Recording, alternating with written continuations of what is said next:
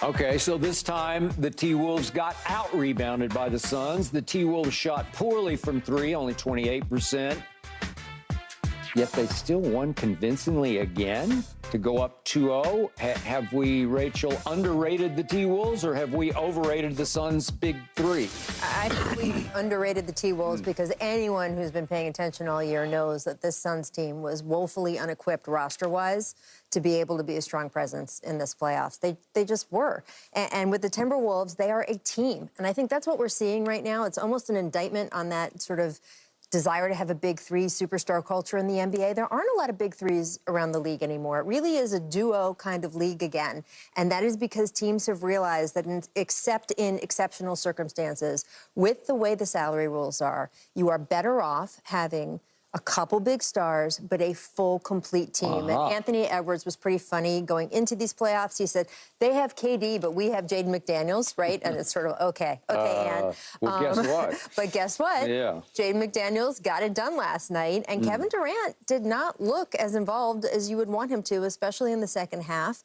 And I just think that he knows. He's a vet. He understands what they have and what they don't have, and they do not have enough. It is striking when you watch this Suns team. And look, all season, 30th in terms of fourth quarter offense, which is just bonkers, right? Turnovers, they're in the bottom sixth, fifth of the league in turnovers and things like that. So I just think that they are not a complete enough team. We knew that going into this series, and it was the Timberwolves we weren't paying close enough attention to, because if you look at their defense, number one defense in the league, I think the defensive player of the year, and you have Ant, who's the sort of the young up-and-coming superstar, Jordan-esque, can we say? Not Michael Jordan. I'll give you esque. But young Jordan-esque, as we talked about on this show. And what I really was impressed with Ant last night, too, was even though they were really putting the screws to him defensively, even though his shot wasn't falling, he was still impacting the game in other areas. Agreed. And a lot of young players don't do that. And the fact that he did that was another place that we can say, okay, this was the Wolves winning more than the Suns losing, but it was also something that shows us what the Suns roster is missing, and they're missing so much, Key. No, I never underestimated the T-Wolves. I felt like that they would go back to Phoenix up 2-0. Okay. I felt like that, especially after game one, because of the size, the length, getting Karl Anthony Towns back, although he got in foul trouble a little early last night and had to take a little seat for a little bit. And Ant-Man didn't shoot it well at all. But you mentioned, Rachel, you say, hey, he did other things. When you don't sit there and feel pity for yourself when you're not playing well and you find other ways to contribute to your team, you're going to have success. That's just the reality of it. I think when you start talking about the three guys, I was as excited as anybody as an NBA fan when Bradley Beal came over in the trade. I'm like, oh, okay, they got something. But then as time went on, they're missing a point guard, somebody to facilitate, somebody to run the offense through. Because if you really look at all three of those guys, they're all kind of duplicates of each other.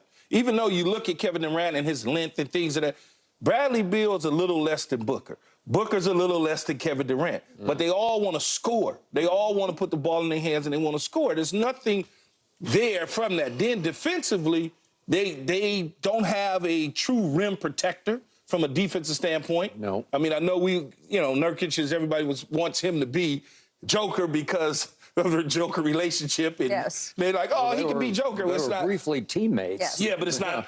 Yeah, but Denver made the right decision, right? They got Joker to be Nurkic's backup. I mean, that's pretty funny when you think about it now. And so I think you're looking at it as, okay, well, this team is trying to figure things out. Now, are they going to get back to Phoenix and win a game? Yeah, I think they get home and they win a game. I agree. The one guy in all of these playoffs, though, that I feel sorry for, as I said, Rachel, is Kevin Durant. And all of the playoffs, all the teams, I just feel bad for him because if it doesn't end well this year, I can only hear it start. I can just hear it in the summer, and I just feel bad for him because he does not deserve what's getting ready to come his way if the Phoenix Suns somehow can't defeat Minnesota. Yeah, no, I got it.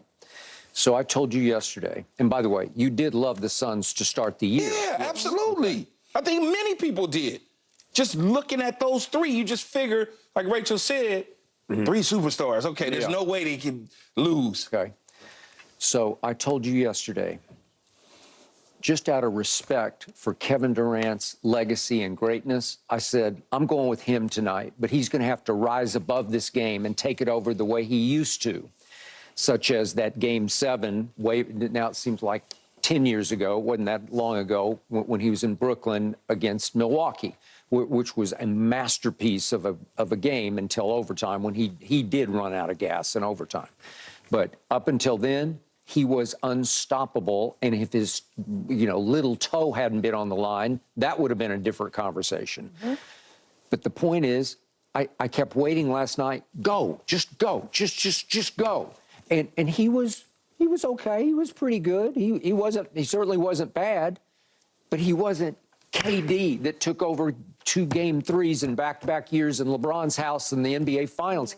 He doesn't seem to have that gear anymore that he can shift into a 5th or a 6th or a 7th gear where you just say, well, that's just too good. He'll do it in little spurts, but I don't see it wall to wall anymore like I used to. So he's not a nuclear difference maker, even though he's clearly the best player on their team.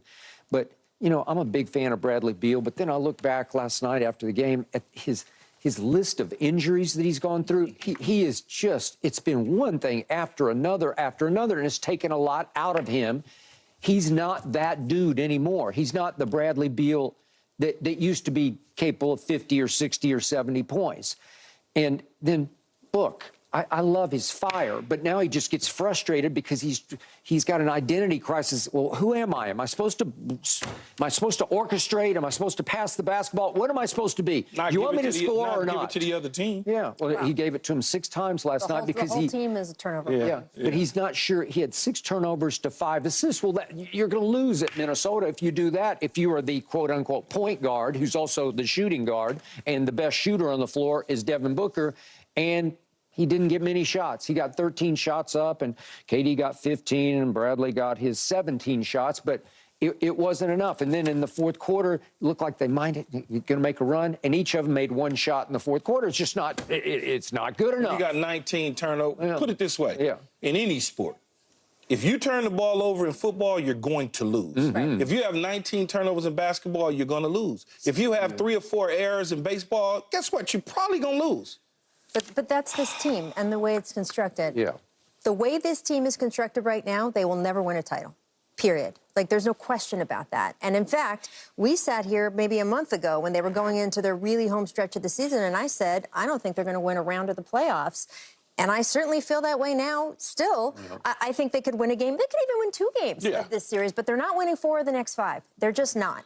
And the person to blame for this is the same thing that we see happen in city after city after city. A new owner comes in and thinks, I've got it, I can do it, I know how to win a title. Well, he did play basketball for Tom Izzo at Michigan State. Well, We're talking about Matt Ishbia. Yeah. I understand. Yeah. And I'm not, look, I think Matt Ishbia has Well, no, that's fine. He's done well in his career and his life. That's cool. Has the potential to be a really strong owner eventually, because I think that he has a passion for the game. He's willing to spend money. He supports his team. I love what he's done with the media rights deals there and everything. So this is not a Matt Ishbia is terrible. Business. That's nothing to do with on the court. But that's what ownership is supposed to be, right? Yeah, all business. And let your basketball people do the basketball. Exactly. And instead, we see over and over again with new owners, they come into the NBA and they know best and they know what to do.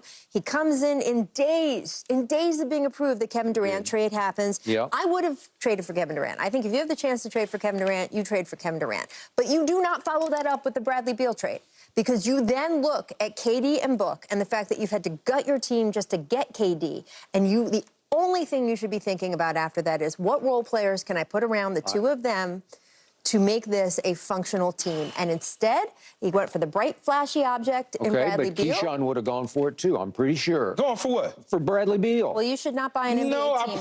I probably wouldn't have gone for Bradley Beal because But your eyes lit up at the first of the year, right? Well, because you see the 3. I don't know what else they're going to do. All I know is they got 3.